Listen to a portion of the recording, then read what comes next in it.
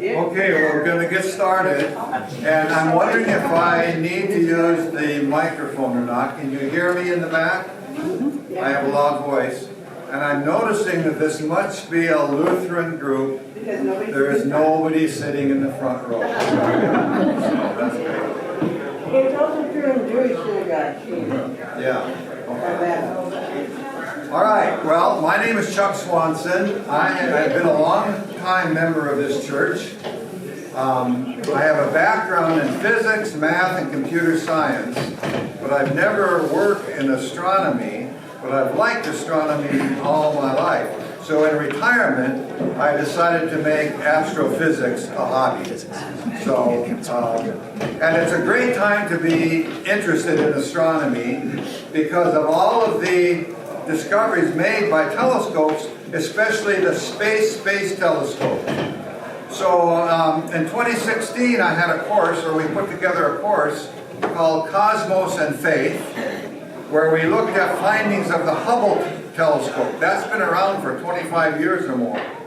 So now with the James Webb telescope, we have new things to learn about the universe, so we'll do another little forum on this subject. This time it's faith and the cosmos. So, let's start with faith. Here is, I don't know if you could, I'll read this hymn. It's our first verse of a hymn that's from our hymnal. And it says, God the sculptor of the mountains, God the miller of the sand, God the jeweler of the heavens, God, the potter of the land, you are womb of all creation, we are formless, shape us now. So this hymn like this would be inspired by nature, by the beauty of nature, especially the beauty of mountains. People all along have looked at that, seen how wonderful God's creation is, and been impressed by it. So, sometimes you can be impressed by a volcano too, so, as some of you have been. All right, so this is one way we think about God. How about this? You're familiar with a scene like this. If you get away from the lights of the city and you look at the beauty of the universe, what does this sight make you think or feel? Anybody? Minuscule. She said minuscule. It makes you as a person feel small. Anything else? Peaceful. Pardon? Peaceful. Peaceful. That's good. Yeah, it is. It's beautiful. It's awesome. Peaceful. Anything else? What's out there? Oh, what's out there? That's good. Yeah, what is out there? Tranquility. Pardon? Tranquility. Tranquility, yeah. So all of these things come to us when we look at the starry sky. Now, one of the things is that people have always looked at this. I mean, all along. And it's not just because it's beautiful and peaceful, it's also useful. So people have been using stars for things like navigation. They use stars for things like calendars. If you're familiar with Stonehenge in England, those stone circles, which is actually a calendar. I was thinking at this time of year that there were 3 wise men 2,000 years ago that were looking at the stars, and they found good information. So Christmas seems to be a good time to look at the stars, and we'll see more about that. Well, Sue said, what's out there? Well, for a long time, people didn't really know what was out there. Just pretty stars. But it wasn't until telescopes were invented that we really began to understand the heavens. So here we have Galileo in the 1600s. When telescopes were invented, he started using them, and he discovered amazing things. For example, he discovered that Jupiter had moons. So now with telescopes, more and more information is coming to us. The person on the right is Edwin Hubble. You know that name because of a telescope. Well, this is the person who we named it for. This is in the 1920s. He's sitting at the eyepiece of a very large telescope on the mountain in California. The mountain, and it's a 100-inch reflecting telescope.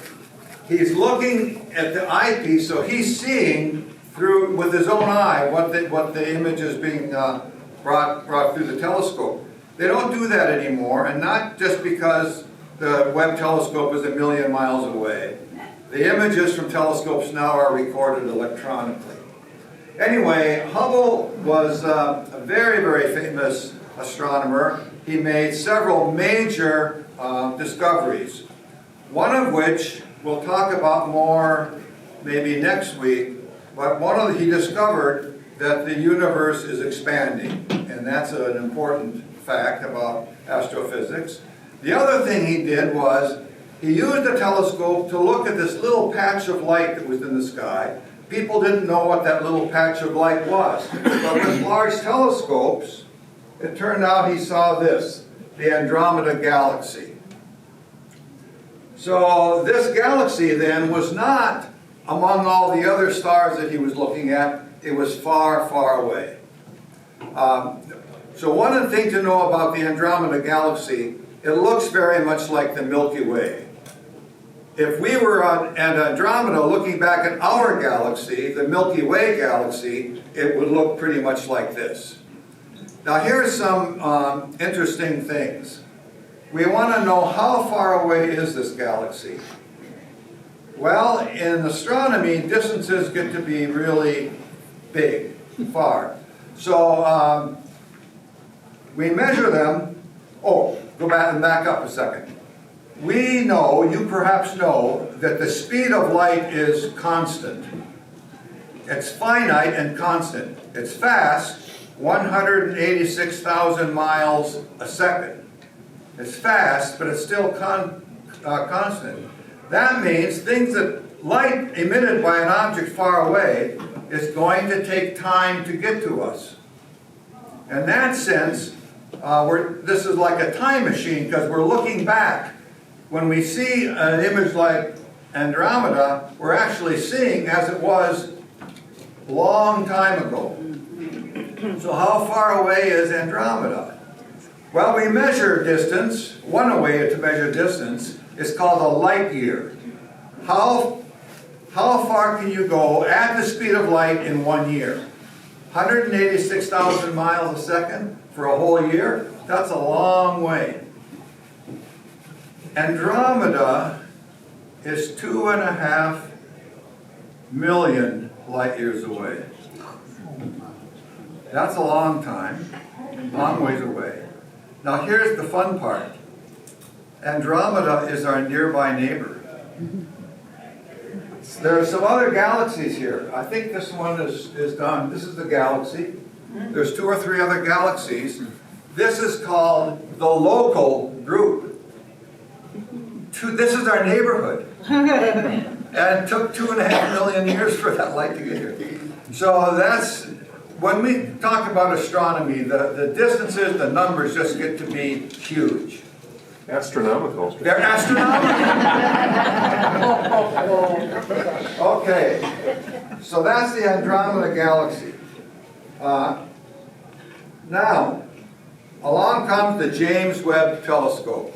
And nice, very nice. It was launched on Christmas Day 2 years ago.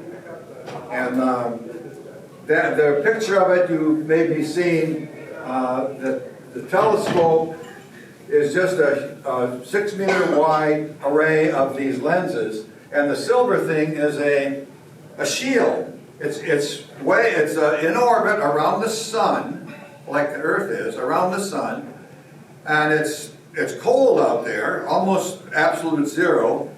But any heat from the sun is going to disturb the telescope. So that silver thing is a shield that prevents sunlight from hitting the telescope. Anyway, this was launched in 2021. Now, to continue, I'm going to have to do a little physics. We talk about light, the speed of light, but light is really part of the electromagnetic spectrum. And you're familiar with the electromagnetic spectrum, I think. Oh, it depends on the wavelength. The little wavelength is in this line here. It's long wavelength here and short wavelength at the other end. And light is shown in this little teeny little segment right in the middle. You can see the light is what we talk about is what our eye can see. We see this narrow set of wavelengths. And you have to look really closely, but you see the colors here from blue on the left over to red on the right. That part is the part of the electromagnetic spectrum that we can see. Now, the Hubble telescope is observing electromagnetic radiation in the visible. So that's what Hubble does, but the James Webb is going to look in the infrared.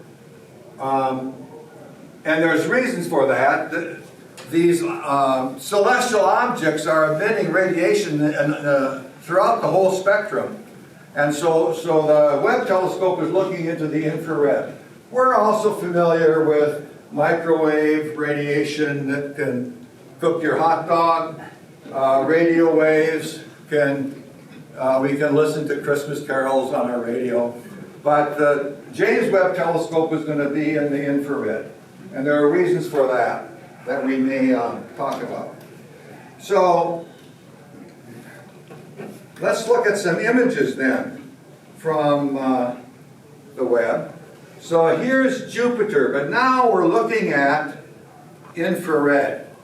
I should say, our eyes don't see infrared radiation, so any of these images from the Webb telescope have been they take the image and they make a transformation into the visible that we can see it, but the data is still there.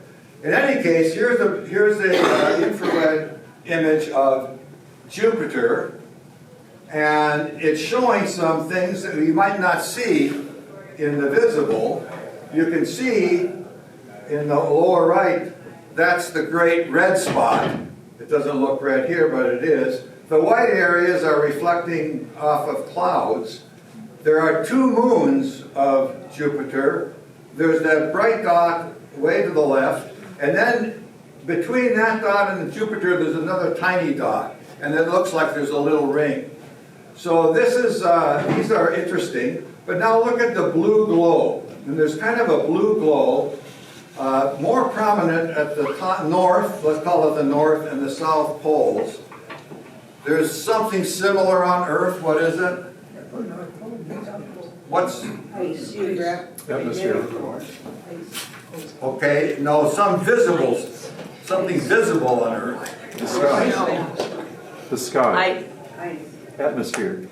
Atmosphere. What happens to the atmosphere at the North Pole when radiation comes out? Aurora borealis. Yeah, these are auroras, and now we're seeing them on Jupiter. All right. So here's another image. We're staying. Well, this is an interesting image because the main thing in this image is something in the solar system. You see the little white thing there? There it is. That's Neptune in the infrared. You can see, there's like 7 moons you can see. Did you know that Neptune had rings? It does. And so this is an image of Neptune from the Webb telescope in the infrared. Now go back to this image. So you point the telescope at something like Neptune and you get a lot of data. So you get background, you're looking at Neptune, but you're getting a lot of background information. And you might notice, well, maybe you can hardly see it, but there are a lot of other things in there, and some of them look like little spirals. Those are galaxies. So it's picking up galaxies, even though the point of this is to look at Neptune, you're getting galaxies. So you get all kinds of information then from not just what you're mainly looking for, but there's other things coming in too. So there's Neptune. Okay, this is a really beautiful picture. It's a nebula in the Milky Way galaxy in an area where there's lots of dust and gas. And where there's lots of dust and gas, that's where new stars are forming. So this is a beautiful image, and with more detail, they're seeing more stars than they would have before, because this has been looked at before. This is another example where they take the data and make some transformations into the visible light so we can see it. But it turns out to be a really pretty picture. But it's important because they are able to study star formation. Now we're going outside the Milky Way to a beautiful galaxy. I can't remember what its name is. But anyway, this shows the power of these telescopes, because this image is using data from the Hubble and from the Webb. The Hubble telescope is seeing this galaxy in visible light. The Webb telescope is seeing this same galaxy using infrared radiation. So they superimpose the two images. And what you see, well, now it's very hard to see it from your distance, but you can see in these areas, like back here, you can see little, it looks like that Starry Night image I showed you. Then, and on top of that, you see these swirls of the red color. That's like dust and gas that's in the galaxy, and that's being picked up by the Webb telescope. So now astronomers can see this image in both areas of the spectrum. I have a question. Why is this galaxy spiral and ours is more flat like a pancake? Well, that depends on the angle that you're looking at it. So if you could imagine you could fly around our galaxy will look like a pancake. It looks like a pancake if you're looking on edge on, but if you were to turn around and look at the other way, you'd see a spiral. Now, Are all galaxies like that? no, that's a good point. Galaxies come in a variety of shapes. There's all kinds of spiral galaxies with different variations, and then there are elliptical galaxies. Some galaxies are basically formless. But I want to ask the question. Have you ever looked, okay, imagine that the galaxy is a spiral.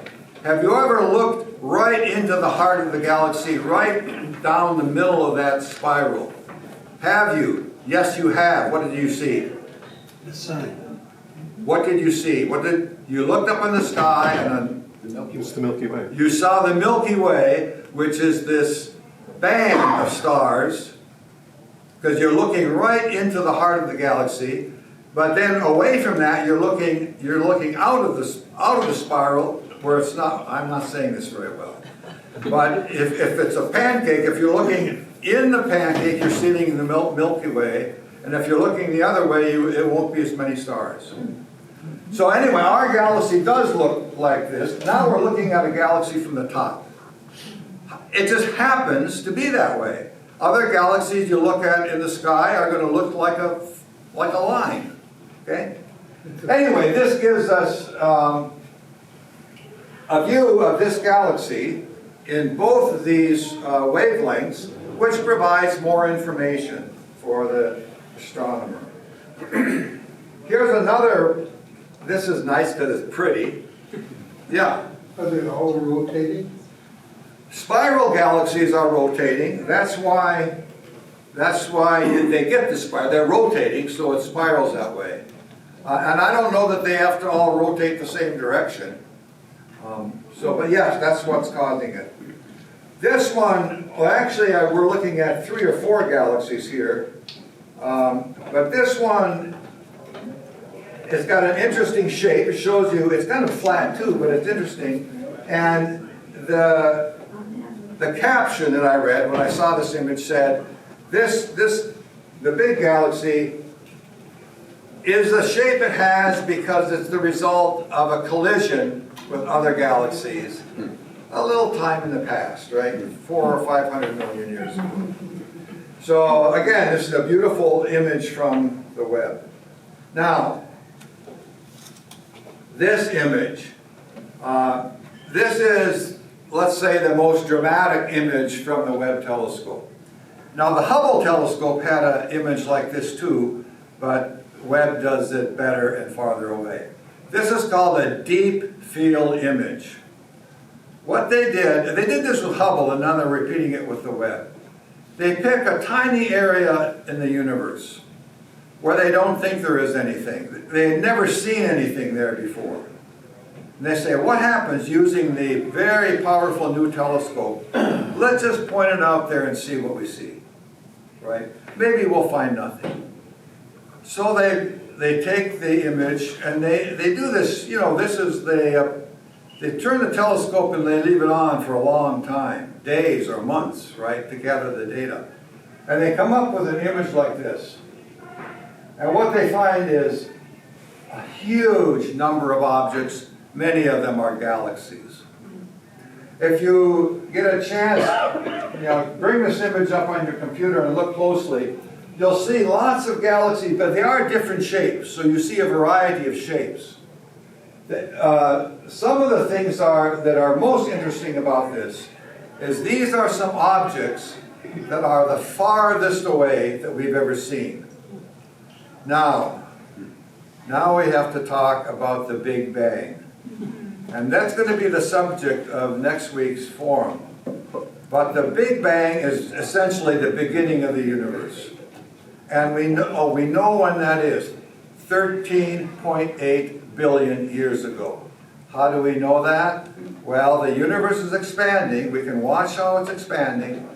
And then essentially what you do is just run the movie backwards. And it goes back to a point, 13.8 billion years ago.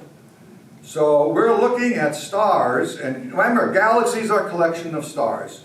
We're looking in this picture at stars, some of them at least, at stars and galaxies that were formed, say, 13 billion years ago, getting very close to the beginning. At the beginning, at the 13.8, there were no stars, there were no galaxies.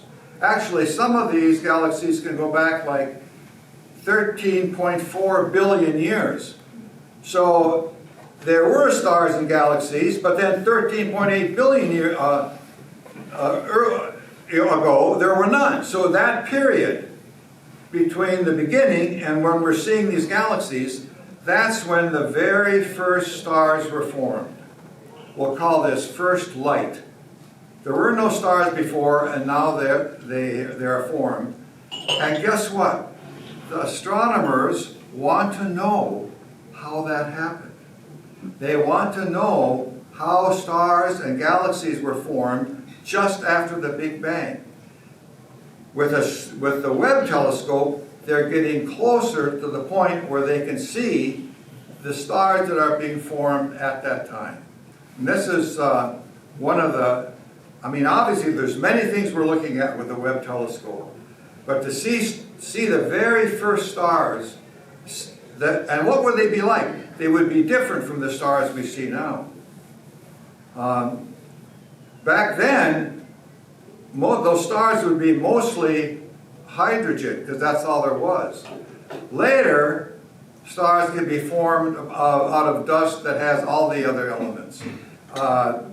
This is a point that I think people know, but I'll remind you. The elements in our body, anything that's heavier than hydrogen, any element in our body, let's say iron, was formed in a star. It was formed in a star, the star then died, it exploded or whatever. Those elements were spewed out into the universe later and became part of some dust cloud. Later, they were used to create a new star that had those elements. So any element like iron in your body was created in a star a long time ago. Yeah. Okay, now this is where faith has to come in, because where did the hydrogen come from? Where did the dust come from? As in the Nicene Creed, it says he's the creator of all things. Yeah, that's a good seen point. and unseen. Well, yeah, we know where the elements in our body came from. They came from some other star. But where was that star? What was there before? Where did that hydrogen come from? So people want to know what happened before the Big Bang. But go back to the Genesis. What was there before God said, "Let there be light"? Well, we would say, well, there was God, but we still wonder what was happening before. And of course, scientists are wondering what's happened before too. The problem is, scientists want data. They want to observe something or they want data, but we, for now at least, we can't get back any farther than that. So it's open to speculation. But that's a very good point. Now I lost my train of thought. Okay, what they're looking at here are stars and galaxies that are being formed shortly after the Big Bang. Now, okay, this is a dangerous step. I'll say something that will either amaze you or confuse you, or both. And then the answer will be, we'll talk about it next week. So, now you have to look closely and you have to take my word for it. But if you look at this image, you will see some things that are streaks of light. There's a streak of light here. There's a streak of light here. When I say light, I mean radiation. It's infrared. But here's these streaks. Well, what the heck are they? If you carefully look at those streaks, you will find, now I don't know exactly which ones are which, you'll find a streak here and a streak there, caused by the same galaxy. How can two separate images be the same galaxy? And the answer is a lens. If you have a lens, you might have light going into the lens. One goes into the lens and is bent one way, one goes into the lens and bent another way. That's how a lens can focus data, right? But it can also do it differently. So here's what you have. If you had a lens, okay, I'm a star, here's a lens. There's light coming from the star, it's going around this side, it goes there, and then it comes back. Otherwise, the other one comes here, it's out here and comes back. So if we look, we see an image here and we see an image here. Does that make sense? I don't know if my fist is going to do it. You're going to see the same star, but one light went on one side of the lens and the other ray of light went around the other side of the lens. Now that's the confusing part. Well, maybe this is all the confusing part. So what's going to cause that lens? A huge mass. Because a big mass will cause light to bend. This is the discovery of Einstein in the general theory of relativity. A big mass can cause light to bend. So if there's a big mass, it can act like a lens. And light will produce this pattern. So what's out there? Something we haven't seen yet. She said, something we haven't seen yet. You get an A for the question. One of the things they're considering is something called dark matter. We haven't seen dark matter. We don't know what it is. I mean, we, the scientific community, they don't know what it is. They have ideas. But how do they know it's there? Because they see this effect.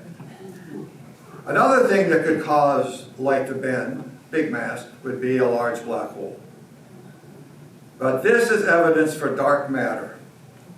Okay. So any questions? Are the two images on either side, which I can't see from here, are they symmetric or is there something that goes this way? Yeah, I would, careful study would show symmetry, I think, yeah. Well, you've got Yeah. 1, 2, 3, 4, at least 5 Oh, diagrams here's, like that. okay. I'll answer a question that nobody asked. Oh, I'm sorry, Michelle. What do they call a shooting star? It does look like a shooting star, exactly. Except these are far away, and they're really galaxies. Here, I'll answer the question. I'll ask a question and answer it. How would they know that those two images are the same star? They would carefully look at the light and look at the spectrum. The spectrum is going to have lines in it because of a light being absorbed. It's like a fingerprint. The spectrum of the galaxy would be like a fingerprint. So if they look at these two and if the spectrums are identical, then they say, oh, that's the same object. Yeah. What's the length of exposure for these images? I mean, is it just like a camera quick? I think, okay, for this, I don't know, but I think it's long. Okay. I think they would point the telescope there for a long time. Yeah. They take many, many pictures. Yeah. They kind of stack them up. Yeah. And then they process them. Yeah, you're right. They could take a sequence of pictures. And they Yeah. remove the noise as Yeah. they're stacking them together. But they're all, it's equivalent of a long exposure. Yeah. So did you get images of galaxies that were 13 billion light years away? Yeah, they have, wow. Yes, they're seeing those. Yeah. They were close to the Big Bang. Yeah, I'm coming to one that I really like for Chuck? various reasons. Chuck, Hey, yes. when somebody asks you a question, can you repeat the question back? Because we can't hear it back here. Oh, yeah. He asked, have they seen galaxies that are close to the Big Bang? Yes, they're seeing them maybe 13.4 billions or even closer. I'll show you a special one.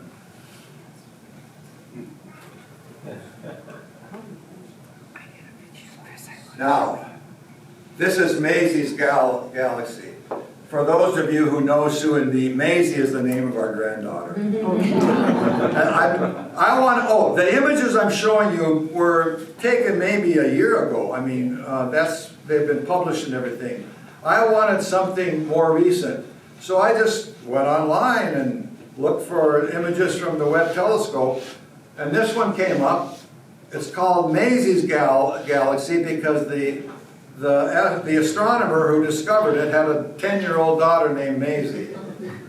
We have a 10-year-old daughter named Maisie. So this is fun. And look at this galaxy. It doesn't look like a spiral. It doesn't look like anything. It looks like a glob. And that's what it is. But this one is not, oh, here's another thing. Are these galaxies old or young? They're old in the sense that light has been coming for 13 billion years. That's pretty old. But they're young in the sense that they were formed just after the beginning of the universe. So in that sense, they're young galaxies. And anyway, this one is one of the closest to the beginning of the Big Bang. Not the closest, but one that's very close to it. So this is a especially interesting galaxy. And it happens to have Maisie's name on it. Okay, so I want to show this because it's one other area of investigation that the Webb telescope is being used for. And that's to find planets around other stars. They're called exoplanets because they're outside our solar system. They're not around the sun, they're around other stars in the Milky Way galaxy, or even, well, these are the ones we're looking at would be in the Milky Way galaxy. So if you shine a telescope at a star, how are you going to see a planet? Aren't you going to be blinded by the light? Yes, you are. So there are techniques, though, that you can use to find evidence that there's other planets. And if you can do that, then you want to know what are the characteristics of those planets. What people are interested in is finding life on other planets. I'm not talking about intelligent life that are flying around in flying saucers. I'm talking about life of any kind. Now, what do we know of life? The only thing we know about life is that it's carbon-based, carbon, hydrogen, oxygen-based. And for that, we need water. So that's the only thing we can look for on another planet, is a planet that has water. It can't be too close to the star, or to be too hot, like Mercury. It can't be too far, it'll be like Jupiter and just a bunch of gas. We want a planet that's got the right characteristics. If they can find such a planet, they can't see it like you can see a planet in the solar system, but you can get evidence from it. For example, you can again use spectroscopy to find out what elements may be present. Well, this is a fairly new field. Incidentally, hundreds of exoplanets have been found. Hundreds. But now we need instruments like the Webb telescope to get a better look at them. So this is an artist's conception because you can't really see a exoplanet, but there is one identified that seems to have a star with a very, very large planet. And we can talk more about that later. I don't know if we're going to say more next week, but this is another really exciting area of investigation. I point out, we're not flying around in flying saucers either. We're not what? Flying around in flying saucers. We are not. No, well, yeah, we're not. We're not? What? Okay, we're not flying around in flying saucers. No. Here's another thing. What did Pastor Sarah said? Something about astrology. We don't do astrology. We do astrophysics. But those people are looking at the stars. Yeah. The other thing that kind of bugs me about all this is the things you're showing us may not exist right now because it took that long for the light to get to the Webb. I mean, yes, you're right. Absolutely, you're right. Yeah. Yeah. I mean, that doesn't really bug me, but I mean, we're talking in the past. Yeah. Just because if you see a star far away, a beautiful star, it might be gone, really. Here's the thing about this subject.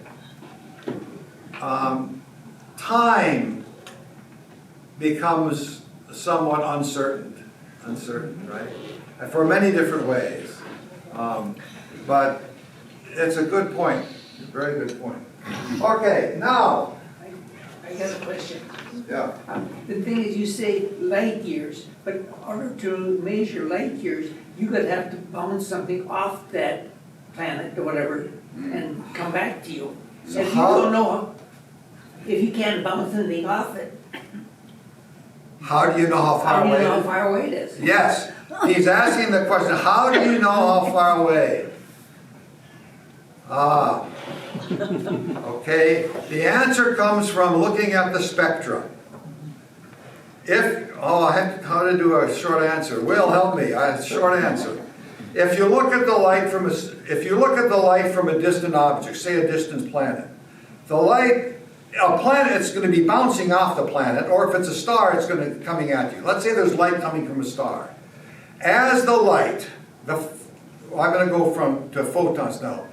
Well, as the light leaves the star, it encounters material. It encounters an atmosphere. The atoms or the molecules in that atmosphere absorb light. So if there's iron in the atmosphere, the light's coming at you, there's iron in the light, the iron atom is going to absorb light at a very particular frequency.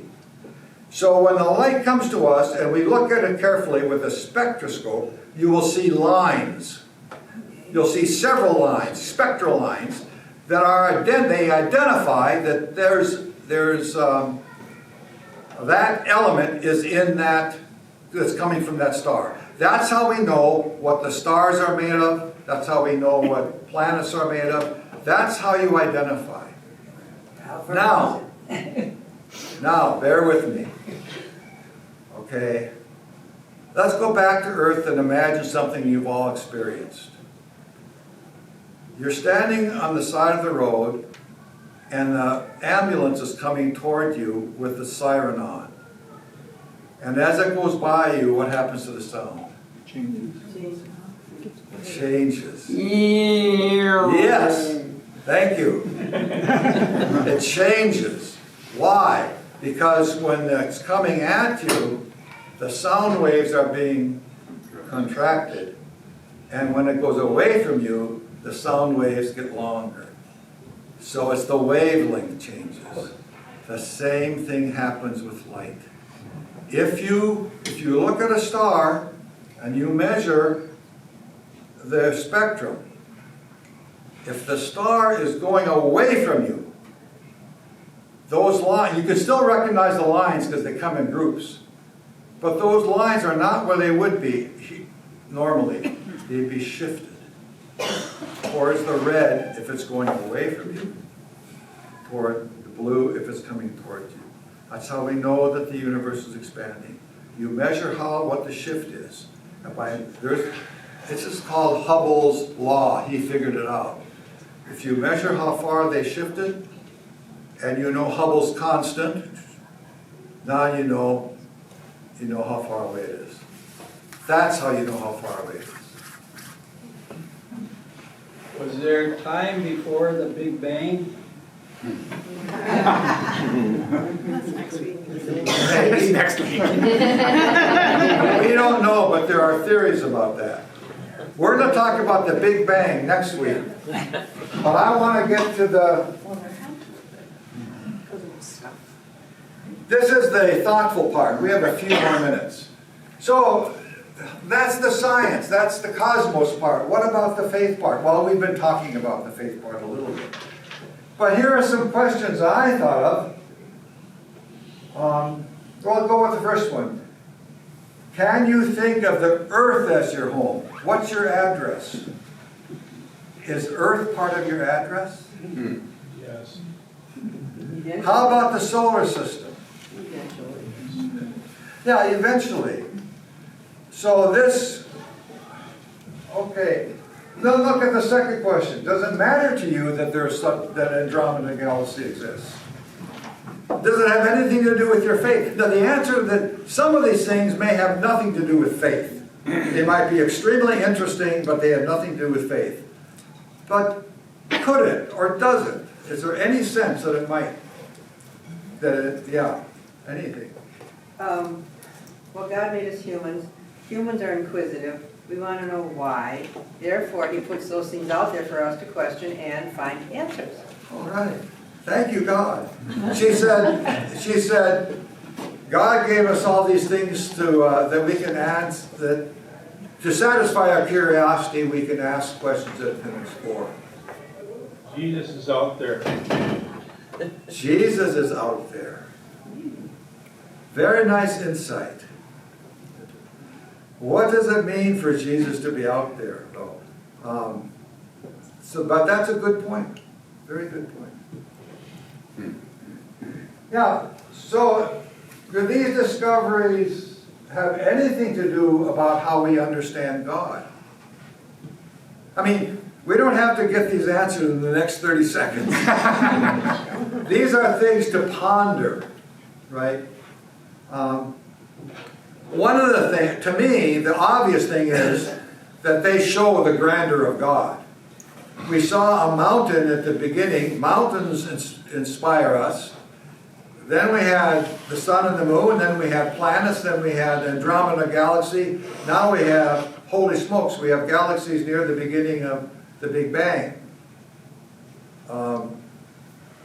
It just shows the grandeur of God. The question is, does it, and it may not have any effect on your faith, but then again it might. Yes? I always wonder about, there are people who, and so-called scientists, who contend that this all was created in 6,000 years, according to the Bible. Yeah. And they try to change some of these scientific laws and everything to suit their beliefs. And Yeah, she's talking about the people that believe in the Genesis story. They count back, they count back the ages of men and stuff, and they decided 6,000 years ago. Well, for them, they've already pre-decided that the Bible is exactly right. So everything else must change. We say, no, the Bible, well, we who in the ELCA typically would say, we're not going to insist on the literal interpretation, so we'll accept the age of the universe, let's say. But we'll treat the Bible more poetically or metaphorically.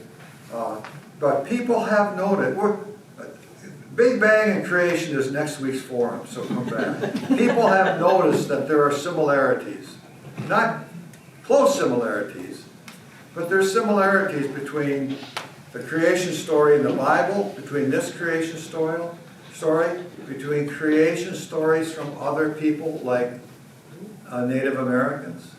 There's similarities in all these creation stories. Yeah, just one other thing I could mention. In the Hebrew Bible, they use the word yom, which can mean a day or an extended period of time. Yeah. But the people that take that word day literally, they're the ones that are causing these problems. Yeah. But if you interpret that word yom as billions of years, there's no problem. Yeah. Well, this is how we reconcile a biblical view with a scientific view. Yeah.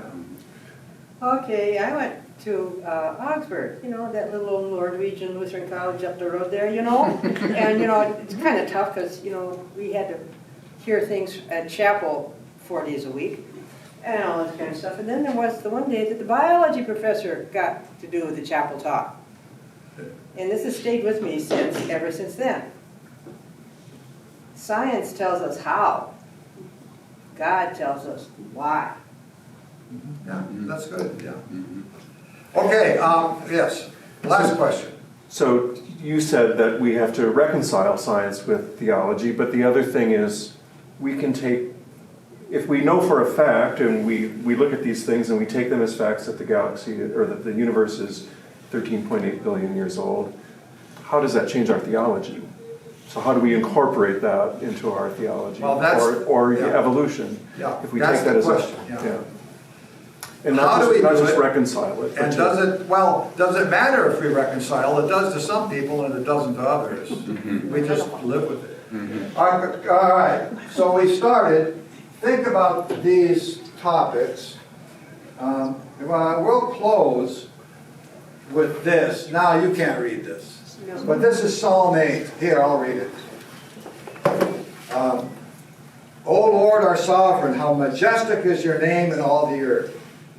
When I look at your heavens, the work of your fingers, the moon and the stars that you have established, what are human beings that you are mindful of them? Mortals that you care for them. Yet you have made them a little lower than God and crowned them with glory and honor. You have given them dominion over the works of your hands. You have put all things under their feet, all sheep and oxen, and also the beasts of the field, the birds of the air, and the fish of the sea, whatever passes along the paths of the seas.